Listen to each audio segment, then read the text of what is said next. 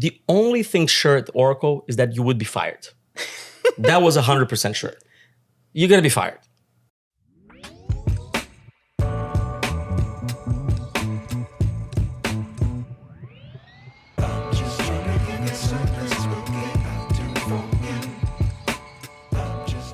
Marcelo, welcome to the J Curve. Thank you. Thank you for having me. You have a very curious background. You were born in Brazil. Yeah. Raised in France. Yeah.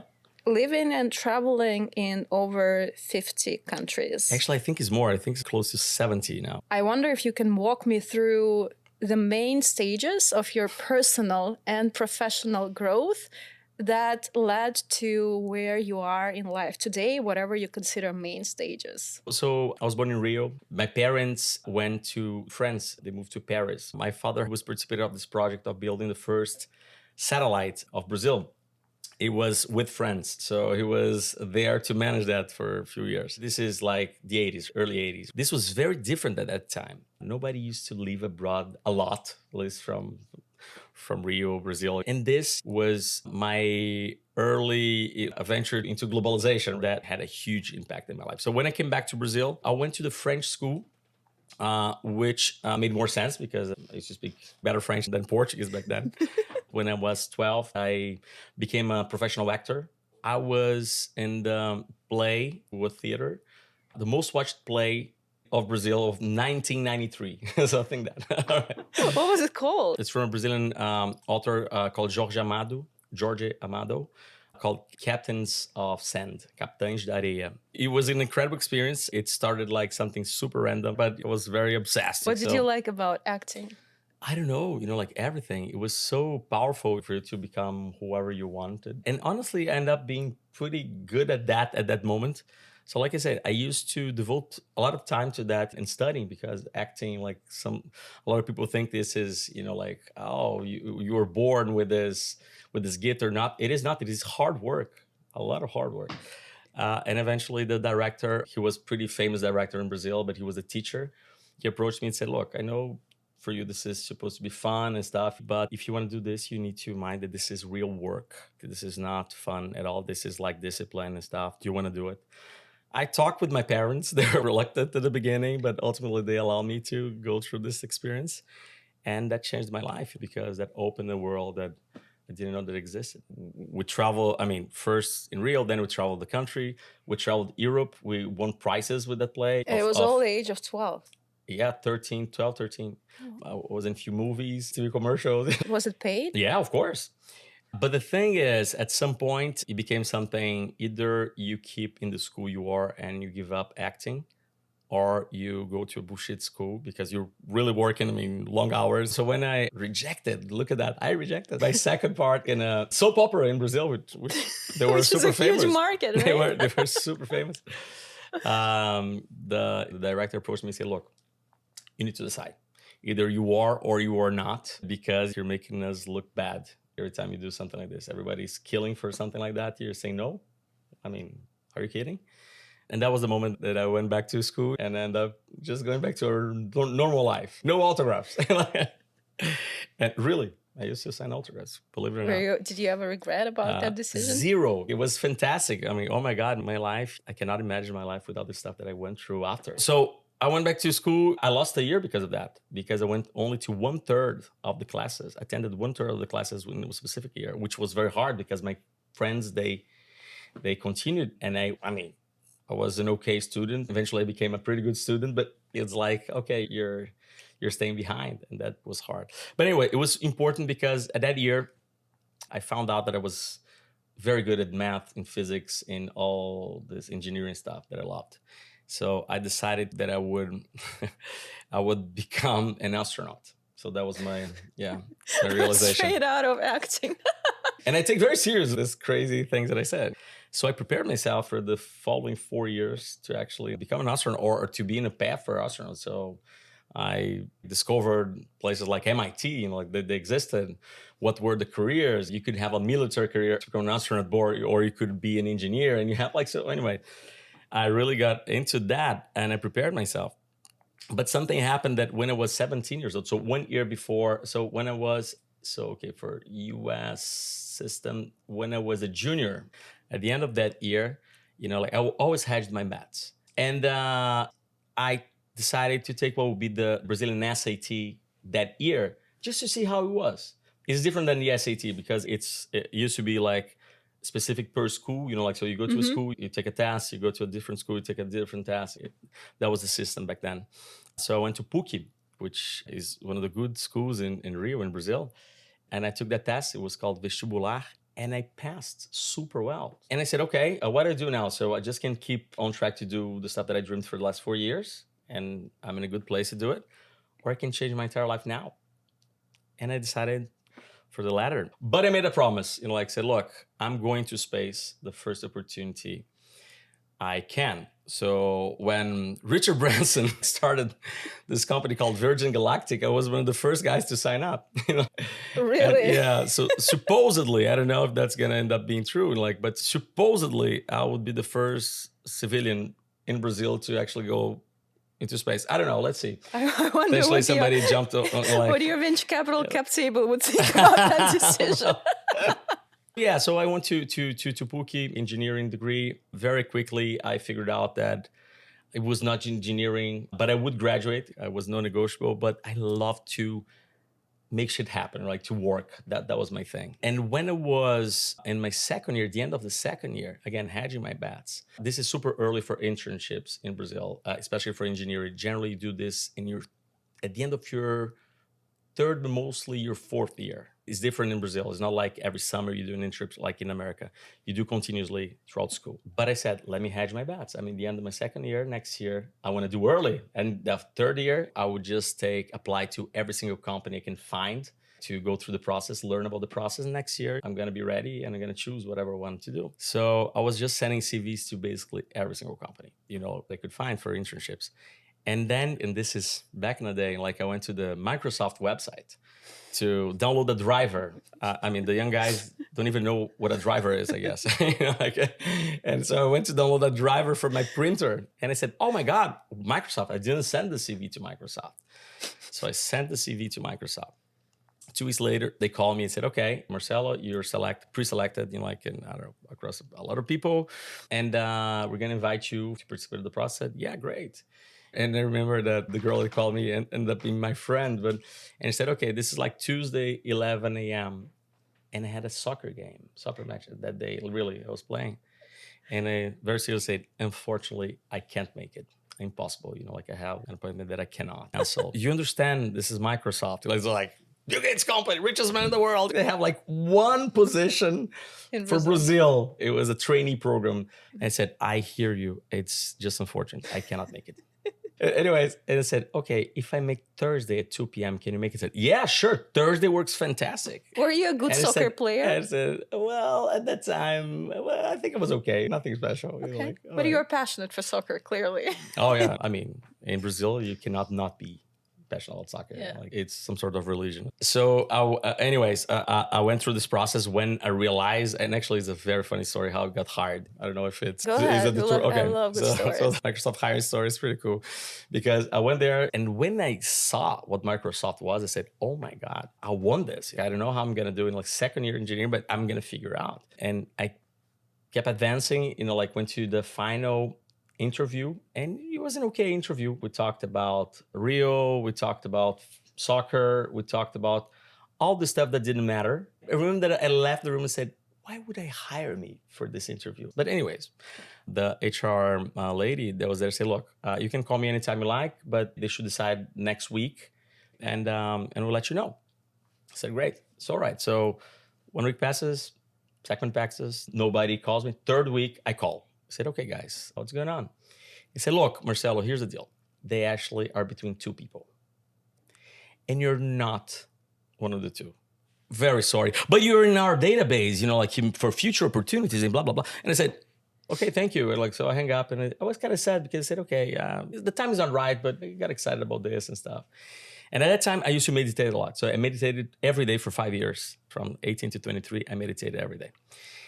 And I remember that a couple of days after I was meditating, I was talking to that voice, or like myself, and said, so why are you sad? You didn't want that anyway. I said, yeah, but I think I end up wanting, like, because you're like, this is super special. It's a great culture. It's a great company. We didn't know. We never heard about that before. Silicon Valley was not hot back then. I mean, Microsoft's from Seattle, but still, like, the tech culture was not a thing. And then the voice said, okay, so call them and tell this. Tell that it was not a great interview. You didn't tell them why you should be hired. And I said, call who? And I said, well, call the guy you talked, the director there, the big shot guy there, Antonio, which is the name of my son, actually. Not because of that, but anyway. So I opened my eyes and I said, okay, how do we do this? Back in the old, good and old yellow pages, right? So Microsoft in Rio. So I called. Obviously, there was no secretary. It was like an automated thing, which for the time was something that not all companies had, but of course Microsoft would have that. And say, shoot, like, say, okay, so Microsoft Brazil, like, so you have those extensions, like, and so I try a few times. I figure out that you have like 3 numbers. I try a few more, and like it starts with 2, and then I go 2, 3, 5, and a guy that is now a very good friend of mine, like he's running Google and APAC now, and said hello, and I said, I would like to speak with Antonio Moraes. I said, this is not his extension. I said, how come? That's the extension I have. I said, his extension is 229. I said, I'm sorry.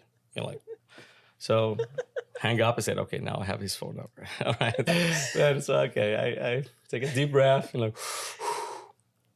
call again, 229. And the guy is not like, hello. It's like, Antonio. I said, okay, first hit, and said, hey, Antonio, this is Marcelo Sampaio. Who?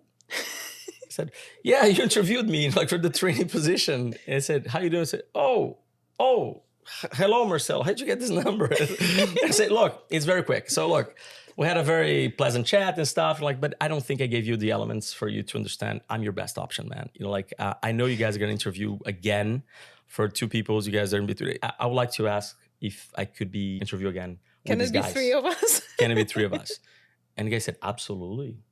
Of course. And I said, great. Thank you so much. Hang up, call HR, said I spoke with Antonio. And at that time, you had hierarchy, not at Microsoft, but you had a little bit, the times changed a lot. You spoke with Antonio. I said, yes. And I'll participate of the interview. You're going to participate of the interview? I mean, how is that possible? I'm going to participate in the interview. Please do not go Tuesday 11. Let's do that Thursday thing. Okay, let me call you back. And the guy said, yeah, it's true. You talked to Antonio. You're up for the interview. I said, yeah, again, Thursday. Great time. So I participated in the interview. I mean, I went to win. There was no other possibility. It was a day that I was ready. And eventually, with that, I went to Microsoft, which changed completely my trajectory. I spent 3 years at Microsoft. And Microsoft back then, very few people working in the company. Microsoft was already a few $1 billion business in Brazil. No, more than $1 billion in Brazil back then. It became a few billions when I was there. And you had less than 200 people working there. High caliber talents, you make it shit happen. All the stuff that I loved, and tech. Was it then when you realized that that's where your career should be, that you should work in tech, you should be an executive in tech? It's interesting because my reference back then was financial markets, but I always thought, since I was a kid, that I would build something, probably a company, I don't know what. So I had this founder mentality from as long as I can remember. But anyways, so 3 years Microsoft, then I went to Oracle, which was fantastic because Oracle was the closest culture to entrepreneurship that I have ever encountered in my life. How so? Because the only thing sure at Oracle is that you would be fired. That was 100% sure. You're going to be fired. But if you manage to stay because you're delivering results, you end up becoming president because it's going to be you alone. When I was hired at Oracle, because of Microsoft, so I had done pretty well at Microsoft. Pretty well, I mean, again, I had many opportunities earlier. So I was a young kid and dealing tens of millions of dollars of contract and stuff and going representing the company stuff. So you end up growing fast. So when I went to Oracle, I was 23 years old. And I was the youngest guy in the world in my position. So all my peers, they were like, more like I'm now, like 40 something. I'm 42 now. So they were afraid of losing that job or what that would look like for their careers. I was not. And I worked a lot. So it was a great fit for me. Like I used to work 24/7, do what nobody would ever do. And like I used to take, there was a time at Oracle at the beginning that I was flying, getting 8 flights per week average. So imagine this, 8 flights, right? So I was responsible for 4 states. But that super worked for me because I was in that specific time. And so I had a very quick, stellar career at Oracle because exactly, like I was not getting fired. So let's talk about the stellar career. You spent, 6 years in Oracle? Close to 8, actually. Okay, close to 8 years in Oracle. And you became the youngest sales director. After the director, yeah. In Oracle. Yeah. So, and general feedback when you go ahead and ask, or just, stalking you on LinkedIn and seeing what people said about you back then. Everybody said that you were an absolute excellent in sales and building sales machine. What made you so good in sales besides your crazy work ethics and high level of energy? So few things worked for me at Oracle. One was that, products were great. I mean, Oracle, people used to say that they hated Oracle, the company, but they loved Oracle, the product, database at the time. And then they start acquiring a number of companies, but best of breed. So they bought PeopleSoft, Sun Microsystems. Oh my God, all the best companies out there.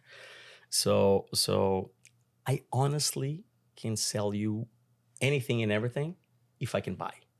And I have really high standards for buying stuff. So that's the first thing. I used to sell great stuff, great products that I was super proud of. So this is one. Second thing is that,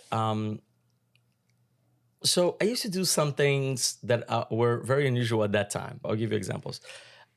So I used to have a number of publicly listed companies as customers, right? And I used to buy shares of all of them. All of them. Like you as an individual investor? Okay. Individual, right? And not bullshit money, not the money that you don't care about. Really, I mean, real money for my size, right? So I was connected to that. So every earnings calls, I was there. I mean, most sales guys don't even know what earnings calls is. And I'm not saying that, I'm great there. But this is really helpful because ultimately you understand what are the drivers of those companies and what the executives really working there at the specific moment need to achieve. You know their goals. So I knew a lot about the companies, more than most people. I used to spend quite a lot of time in the field in talking to absolutely everybody. Like high level, low level. So you network your way within the company and not just spending a lot of time with them. So I used to know a lot about that, what were they trying to accomplish, what it was hurting and stuff.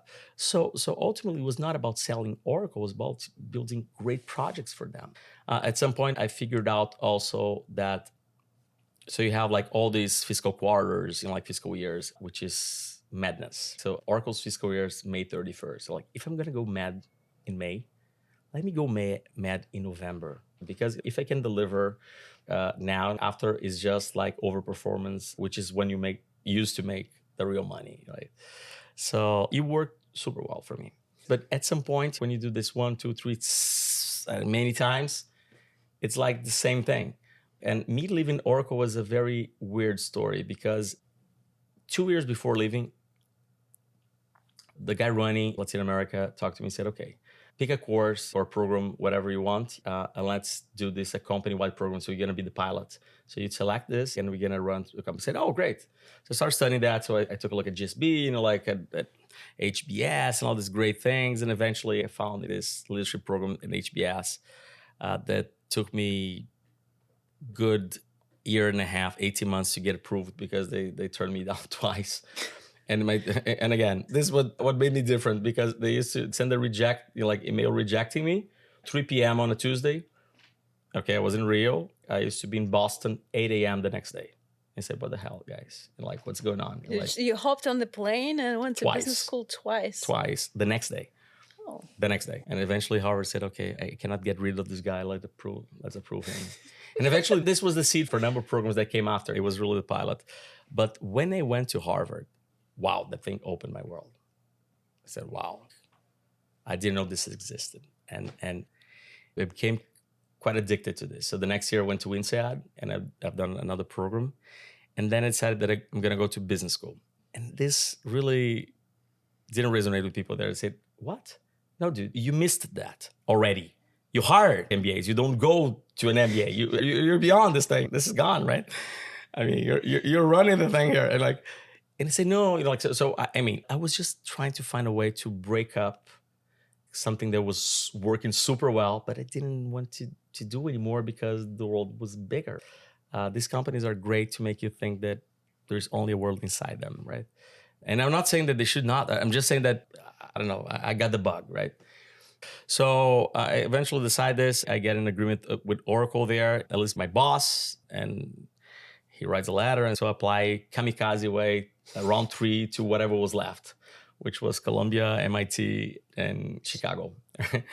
And eventually I got approved. And all of them said, oh my God, great news. I went to Oracle, drama. We freaking trusted you. And now you're going to leave, whatever. I said, guys, what are you talking about? You're not going. I said, what do you mean? Big fight, end up being fired. You finally got to the position when they fired you. Eventually, and which was fantastic because getting fired, I mean, all this stuff that Oracle had to pay me that they would not if I had just left. So all costs of MBA tuition, trips, and I had $800 more after paying all that. I know that you went to Chicago booth, but then you dropped out. So people said that I dropped out Chicago and I dropped in Stanford. So I'm a Stanford drop-in. Actually, we had another guy, Alex from Malga. I don't know if you know Malga. He's the founder. He was drop-in with me in Stanford at that time. We used to share Mauricio Feldman's. And there was this year, right, when there was the whole cohort of incredible Brazilian founders who ended up starting all this unicorn. This is 2012. This is where Bruno Caratori, my co-founder, Davi Velez, Nubank, Gabriel Braga from Quinto Dar. I am, I would say, the first investor, or if not among the 3 first investors of Quinto Dar because of that time. You know, like so because Gabriel became a good friend. There was Quinto, there was your co-founder in Hashdex. Who else was my previous co-founder, analyst, like Matt Dalio, you know, like so. Yeah. What was so special about that year in Stanford, though? I don't know, man. I don't know. I think it's one of those things. Or maybe it was the Mayan year, right? In 2012, it was supposed the world would come to an end. Maybe it was this. Maybe they refounded the world from that class. I don't know. But anyways, I was spending more time in Stanford than actually in Chicago. And eventually, Chicago Road said, "Are you ever coming back?" And I said, "I don't know, man." You know? So many cool things happening here. There is a detour in this story that I was talking to Salesforce when I left Oracle. Because the guy, and actually he's just back. I don't know if he's ever gonna watch this, Miguel Milano. He's now CRO, Chief Revenue Officer for Salesforce. So I was talking to him because I had met, the week I left Oracle, I met him in a wedding in Lisbon. And he crossed the wedding and said, look, you live in Oracle, you're gonna come to London, work with me in Salesforce, and we're gonna conquer Europe. And I said, dude, I left Oracle, I'm not coming to London, I'm taking Salesforce to Brazil. I said, nah, you're too young. I said, I'm too young. How old were you when you were Telefónica's digital in Spain, present in Spain? And he said, look it back. He was 31. Anyways, I said, okay, so you're going to build me a case, talking this, this, and this. You're going to present it to Mark Benioff and stuff. You know, like I said, okay. So the wedding was in the same place of the hotel I was staying. So I go to my room, a bit drunk. I go and write like for an hour, make a case, send him back to the wedding. And I meet him and said, okay, don't forget about the case. I said, it's in your inbox. So anyways, we were talking about Salesforce back then. So it was a pretty confusing time because ultimately it was not Oracle, not Chicago, eventually not Salesforce because I was starting a company with a Stanford grad, Endless. You know, like Endless, in the cafeteria, in Arbuckle. So many companies were started in Arbuckle. Yeah. We were kicked out eventually from Arbuckle because we're 7 spending the whole day there. And the guy, so funny, just like, go find the owner came and said, guys, we've seen this before. Get an office. You're here the entire day. Be respectful. So Endless, how did you come up with the idea? We used to look at numbers back then, and the consensus was that computers would die. So this is 2011, and people are saying computers are gone. And the numbers is just to tell a different story. Say, okay, sales are dropping. Okay, computer sales are dropping, but they're not losing users. At the same time, like penetration is not growing fast. What is happening? So we had this thesis that said, okay, the problem is price. That was our thesis back then. We said, look, if we solve price just like mobile phones did, smartphones, so if we can do this for computers, maybe we're gonna unlock a huge market, especially targeting the emerging world. So that was the thesis. We almost broke the company twice in the following years with this price idea, and we were wrong. The issue that we corrected was internet. The world today does not have internet. Let me tell you this. You will see the numbers telling the world has internet. But the truth is, like a real broadband, good internet, permanent internet is less than 1 billion people. So what the rest of the world has is literally, okay, I'm going to give you like this 3G plan. Then you're going to use 10 mega per day. It's unlimited, 10 mega per day. And whenever you reach this 10 mega or 50 mega, whatever, you're going to go to 256 kbps, which is basically just text, right? And that's the world right now.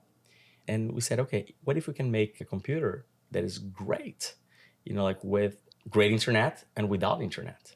So what we started doing is, okay, let's ship a computer embedding content. And you know what? All these amazing games of 5 years ago that now are freeware, they're still great. I mean, Windows come, really the largest market share of OSs come with what? Solitaire, Minesweeper. I mean, really, because you assume that your kid that has a father with a credit card, just gonna, okay, I want to buy Civilization in an online store, but that's not the reality of the world. So anyways, we've built after years of so much struggle, we did a pretty cool product that ended up working as a product in many ways, but we could not transform that into a business. Payments was not there in many different ways, like many different mistakes. But anyways, it was the journey that taught me how to be really to become a founder, to build a company. Oh my God, Endless was centered in all these things. So you started looking at digital assets in 2012 and started investing in 2011. 11. So basically, in parallel with building Endless, absolutely, you started looking at the space. I generally say that besides my family and Endless, crypto was the thing that I devoted most time from 2012 to 18. So what sparked your curiosity in crypto back then? So the crypto story was this. This is 2000, GSB years, drop-in years, and I was there just in the internet randomly, and I bumped into this forum, which I don't think was Reddit. I don't think Reddit existed back then. I don't know, maybe it was, but anyways.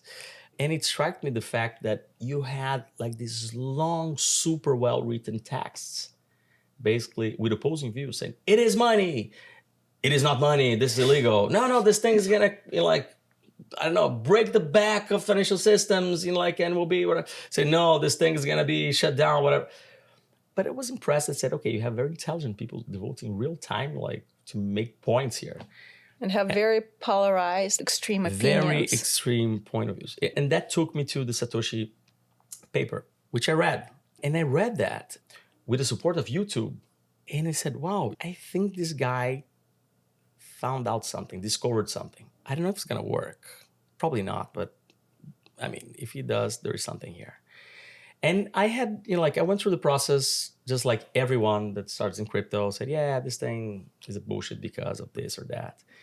And when you keep doing this in an honest, intellectually honest way, and you double click, said, okay, it's not going to work because of that. And you dig in and said, oh, no, actually, this can work like this and stuff. Eventually, it clicks.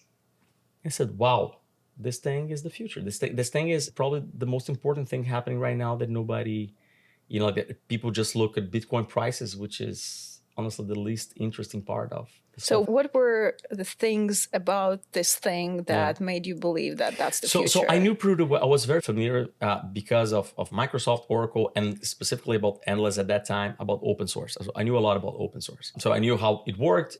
Linux, when you go back in time, this is a miracle, really. And when you think, this is so counterintuitive. So think that now you have in the 90s, the largest companies in the world, the hottest companies in the world, that now they have this piece of R&D that they can sell as much as that they can basically, figure out a way to sell it because there is no inventory. Boom, sell as much as you can. This is very different, right? Those are the most valuable companies in the world. And this 80s and 90s. And then you have some people, early 90s, end of the 80s, but early 90s, getting traction, say, you know what? No. This IP that is like a patent, we're going to actually give it to the world. We're going to give it to the whole world. And whoever uses this has one rule, and one rule only, is that whatever they do, they need to give it to the world too. So make it disclosed to the public. And so if you think this is super counterintuitive, and Linux, when you fast forward, that it has like virtually close to 100% of servers in the world, it's like a miracle, because say, what? And like, who owns this thing? Nobody? Okay. How is that possible, right? But this is so natural, because this is like, maybe like language. Who owns English? Is that England? Is that US? Who owns math? Is that Gauss? Is that, who owns astronomy? I mean, open source has been around for ages, right? We just didn't have a monetization system. And when I found crypto, I said, wow, that's the missing piece. That's only this embedded monetization system that can really transform everything in marginal cost, right? This thing's gonna be huge, because open source has a problem. Open source needs critical mass to be relevant. So think Wikipedia. If Wikipedia has 3 pages, it's worthless. It's only valuable because you have everything of everything. You have critical mass. Genome Project, open source. It's only valuable because you have the DNA of humanity. And so, but to reach critical mass is super hard. So what crypto does ultimately is that it creates an economic incentive for many of these world-changing projects come to life. So anyways, I saw that, eventually it clicked, and I said, wow, I need to be involved. So in 2017, what happened was, with this ICO crazy It's the initial mania, coin offering, right? right? I mean, it was one of the hypes of crypto. I had that feeling, said, okay, I missed. There's something that I'm super deep in, like, I'm profound in crypto. I think this is the future. I'm not devoting my full time, and I think now I've missed. This is 2017, right? So I tried for 6 months, like, to transfer endless in something crypto, and my co-founder said, dude, there's nothing for us to do there. No, like, you're crazy and stuff. And eventually one day said, look, I think you're gonna have to do this thing, or one day you're gonna not be able to wake up in the morning. Like, you're gonna be depressed. So, and because I'm really not a quitter, I go into the end of the cycle. So Matt set me free. Eternally thankful for that. And that's when I co-founded with Bruno, the very guy from Just Be that introduced me to Matt 6 years before. We started Hashdex, and it's been a journey ever since. So Hashdex, when you started it, you had a lot of interesting barriers to enter the market, right?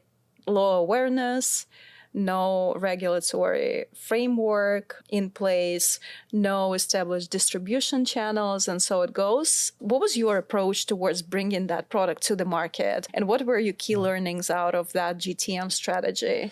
So first, one thing that I didn't tell is that I was super knowledgeable about this market, and I'll tell you why.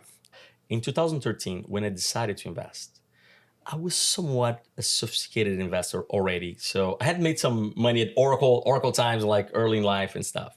When in 2013, I decided to invest in crypto, I had an offshore company, like, to do my investors. Absolutely, like, with the law in Brazil and stuff. But the thing is, my accountant calls me and say, look, I'm not going to be involved with crime. So if you proceed with this Bitcoin bullshit investment, I'm firing you as a customer, okay? And I said, you can't do that, man. I said, oh, no, I can. He sends me the law and stuff. I said, oh, my God, he can do that. So talking with the guy, I convinced him, said, okay, if I can find a regulated way to invest in this thing, would you be okay? I said, okay, if you can find a regulated way to invest. If I don't get fired when working with you. Exactly, in a non-bullshit jurisdiction. All right? We're talking about US. We're talking about Europe. If you can find that, you're good to go. So then I started looking for that. And at that very year, like a few months later, and I don't know if you know this product, but a product called now GBTC from Grayscale, which is super famous and infamous at the same time, like, came to market under the name Bitcoin Investment Trust, BIT. Grayscale was not Grayscale, it was Genesis Trading back then. The Genesis Trading that had a lot of controversial moments in the past year. So I invested in this product because it was the only game in town. I was investor number 3 of the product that now has, I don't know, hundreds of thousands, millions, I guess, like, people investing. And although I respect a lot the story and like the pioneerism of Barry Silberg and those guys there, it was a terrible product, and it still is. But it was the only thing I could invest. So I started being the first investor in everything that came to market at that time. XBT provider in Europe, everything. So I had a lot of criticism of all these products because they were terrible. They were expensive, bad liquidity, bad governance, and for good reason. Like the industry was starting back then. So Hashdex was ultimately somewhat an answer to that. Okay, guys, let's do this thing, the product that we want to buy. Remember that I only can sell the stuff that I can buy. So we built the product for ourselves. So we knew it would be hard, but the whole idea said, okay, we're going to target traditional financial markets only. And the reason is simple. Crypto is not a thing yet, but eventually when people understand what crypto really is, and most of the people don't understand today, but it's a process, the markets will come together and traditional investors will want exposure to this. For them, I don't see them or most of them literally like self-custodying or dealing with regulations. They just will want to invest as easy as they can invest in whatever ETF or mutual fund or hedge fund or via Goldman Sachs or whatever bank they have. So I said, that's what we're going to do. We're going to do the product that the JP Morgans are comfortable to work with. And more than that. So you basically tapped into traditional distribution versus create something based on just out of crypto. It was very the opposite or traditional startup. So we had no shortcuts there. Like really. We did for distribution in a number of ways, not a product though. We knew exactly what we wanted to build, what it wanted to look like, and where we're going. And this was really big differentiation because, if you see in Brazil today, I think the only crypto company actively distributed by all the banks is still Hashdex. And not because other guys haven't tried, but because this building great products take a lot of work and takes time, like in these relationships and how we address the market. So we're the kind of company that when crypto is skyrocketing, we send emails saying, stop buying. Stop buying. Remember the thesis. Same way when it's melting, you said, don't worry. That's part of the process. You invested in this for the next 5, 10, 20 years in the right size, not huge. Right. So anyways, I think we've done a number of different things. One thing that is worth saying is that we started here in America, and not a lot of people know that. But when we at some point figure out that the SEC would not allow ETFs here anytime fast, we decided to let's go back home. Brazil is a vibrant market. There is demand. And most importantly, both in our central bank, so our Fed, and CVM, our SEC, our SEC, you had two leaders that were very intellectually honest. They knew nothing about crypto, but they were honest. I think Brazil has undergone with us and a number of few players through this process of educating the regulators that went super well and incredibly well. I think Brazilian regulation now for crypto is probably the best in the world. We are on track not only to have a CBDC, a really workable CBDC, but really to have something like tokenized bonds by the government in the short term. It's really mind-blowing. We have a sandbox that you can really tokenize whatever asset. It's still in the very early days, but Brazil is positioning itself in a way that could be a competitive advantage for this country in the years to come. That is crazy. Unless the world catches up, especially America, because often or generally, historically, these breakthroughs come from here. See the internet? Imagine if the approach to the internet had been the one the regulators or the politicians are taking for crypto. Imagine that. What would have been the GDP impact in this country? Look at that. We're talking about tens of trillions of dollars. So anyways, Brazil's positioned itself to really be in a very good place in the coming years. Brazilian central bank is kind of a miracle in a way. It is. Like the way they executed and stimulated PIX as a product is basically a government version of Venmo. And how fast that happened, it's actually pretty crazy. PIX is the most successful startup or fintech of our time that nobody talks about like that because it was from the government.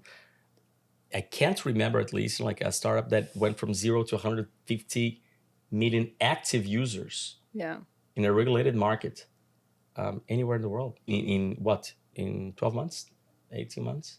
So you started in the US, you went back to Brazil because you had like free riding opportunities to Right. grow the business in Brazil. But now It was you not are, easy though, but yeah, it was a strategy. I mean, yeah, no, totally. I'm trying to distill the strategy. But now you are kind of entering the global markets again. yeah, so our intention was never to stop in Brazil. We always desired to be this global company, and Brazil was more like a strategy. So now you're present in Europe, you're in Europe and here, Switzerland, yeah, France, Netherlands, and now you Yeah. are in the States. yeah.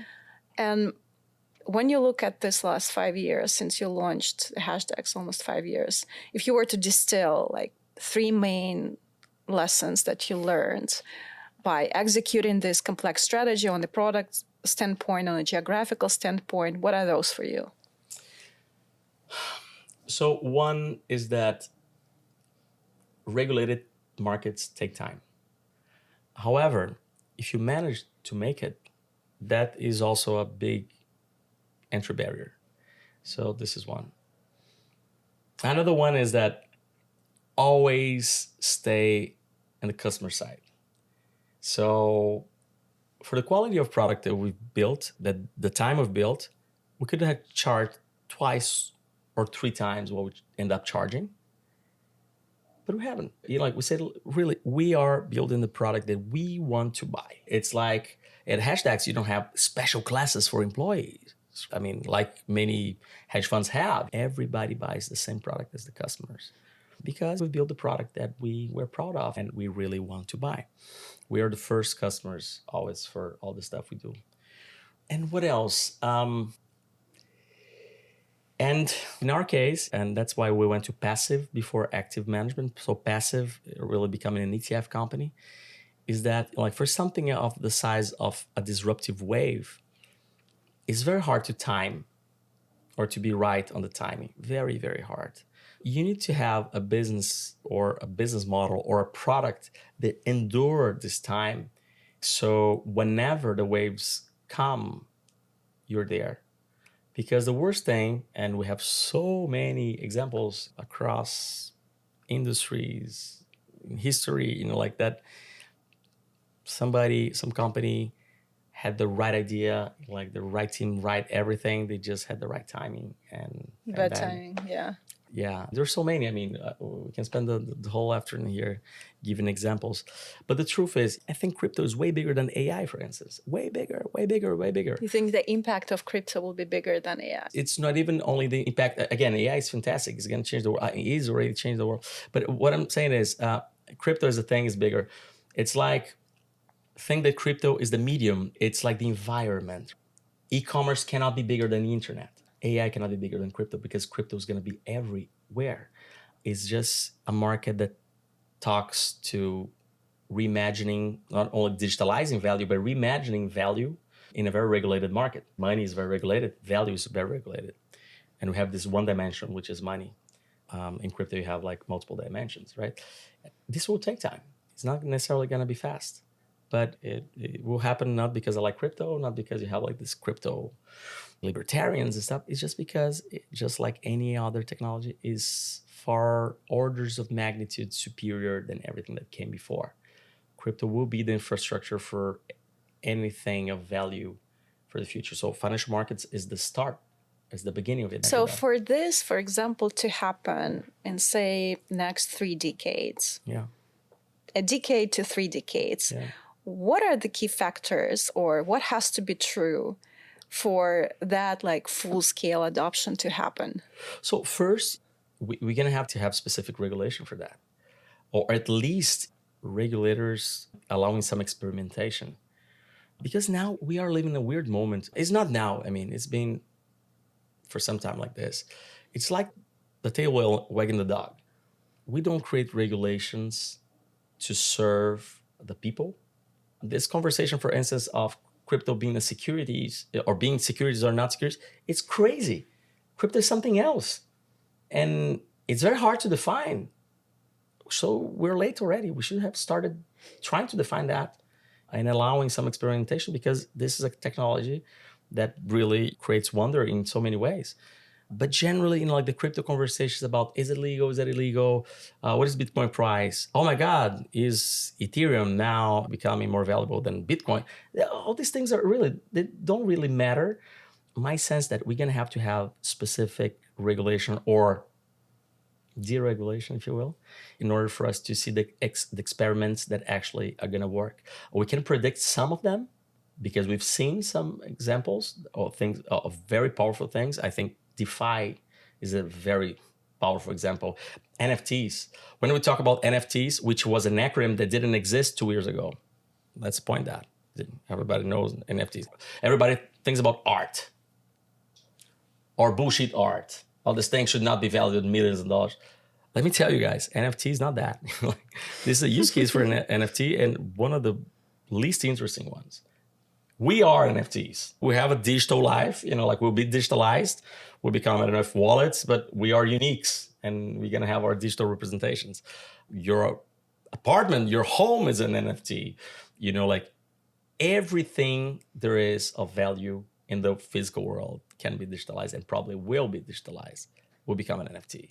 This is powerful. But honestly, the coolest ones have not been invented yet. And that's the cool thing. Okay, regulation, product innovations, other timing. Time, because open source, and that might change, right? But open source has this characteristic that is fantastic for big systems. It's so much better. I don't think, for instance, that the search engine of the future will be Google's. I don't think the social network of the future I don't will think be Google even thinks this way. From Meta. Very likely it's going to be an open source system that you own, whatever is there, and you're going to have a number of applications. And those, very likely, with what we know today, will be companies, good and old equity. Doing this because if you learn some things, that companies are so much better, or centralized entities are so much better to create things for actual humans than engineers that can do wonders in creating these very complex systems like Linux or like Android. Google had to create this level, this layer of abstraction of Linux to actually make it intelligible to real people. So did Apple, anyways. So the future dominance of current big tech company will be definitely reshaken. I think so. It didn't work that well, right? Did it? Companies of this size, I don't think it's... I think they're struggling to stay relative, stay innovative. I want to be a big company. Get me right. I want really for Hashdex to be super successful, for us to have a lot of influence, to have the ability, because we have clout, to do all sorts of great products. I want that, but I think companies became too bigger than governments, and as long as they are in a good place that run responsibly, okay, but you just need, I don't know, one Facebook to screw up. Imagine if we learn to trust Larry and Sergey, but imagine if tomorrow Darth Vader is CEO of Google, that we're really in trouble. So anyways, I don't think it's working super well. Open source likely solves that, but very likely will be the new era of open source that create these protocols, this incentivized network protocols, which are better or look like they're better.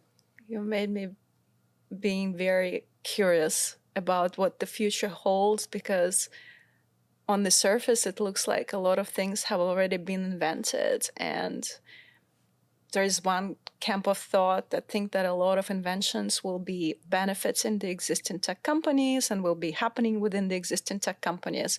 But I think this thought that open source can reshape the whole market structure and the new products that we cannot even imagine at the moment would be created. I like this idea better. Yeah. Well, it will bring all sorts of new problems, right? Fake news. That's the purpose. Didn't exist 10 years ago like that, this scale at least.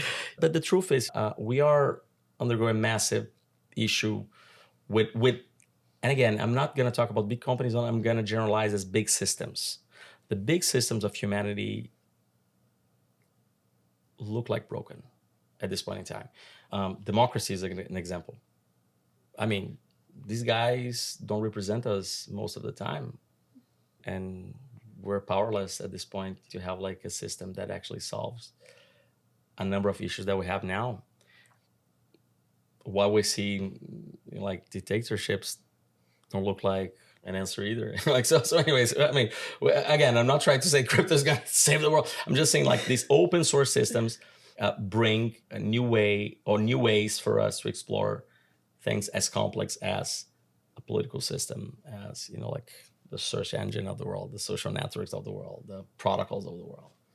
On that positive note, we're going to move to the rapid fire. I'll ask you 5 short questions, Right. and I'll appreciate your immediate responses. Let's Okay. dive right in. The first question is, what's one book or piece of content every founder should read and why? The hard things are the hard things. Ben Horowitz, if you're listening to that, I mean, oh my God, man, you nailed it, this one. I read this book every year. Oh. And not to try to become Ben at all, because we have very different styles. But at the very least, that book keeps me accountable in a few things. And I said, oh my God, let's screw up this thing. I should have read before this again. It's a very powerful book. It's a very powerful book. And yeah. Is there any specific reason that makes it so powerful for you? It's very objective. It's like how to fire a person, how to hire a person, why culture matters, what sort of culture. I mean, it's a manual. It's something that, and on top of this, you have all the crazy stories that he went through, which are mind-blowing. I mean, there's a chapter that starts with the struggle. If you read this book, you remember this. The struggle. If you are a founder, you relate to that a lot. But anyway, it's very practical. There is a book that you can really use. What's the biggest resource allocation mistake you've ever made? Could be money, energy, time, or whatever you think by resources. Scaling too fast after our last round, or trying to scale too fast. So we kind of forecasted, I won't say the forecasted, but we kind of knew that we know crypto works in cycles. So we're undergoing this bull run, something very ugly would follow eventually. But what we did not forecast is that VC would dry up. Well, you couldn't forecast FTX. Well, we kind of could. Not because of FTX, not the specific of FTX. But if you think like whenever the market goes, and crypto is very volatile, and whenever you have literally this drawdown, like this, a bunch of things would break, and the scale was bigger. So nobody knew about specifically FTX. Nobody. Yeah. If somebody says that, oh yeah, we knew FTX. No, Bullshit. They didn't. But in a bear cycle, you would expect that a number of these guys would fail. And actually, this is great about Hashdex. We're one of the few guys that were zero involved with anything. Not 3 Hours Capital, like 3 Hours Capital, like not like Celsius, not FTX, nothing. By design. It goes back to your Oracle story. If you don't get fired, you'll end up being promoted. So we're around. We're open for business, guys. What's the next $1 billion company nobody is building in Latin America? Oh, in Latin America. I mean, it could be the world. So no, let's talk about Latin America.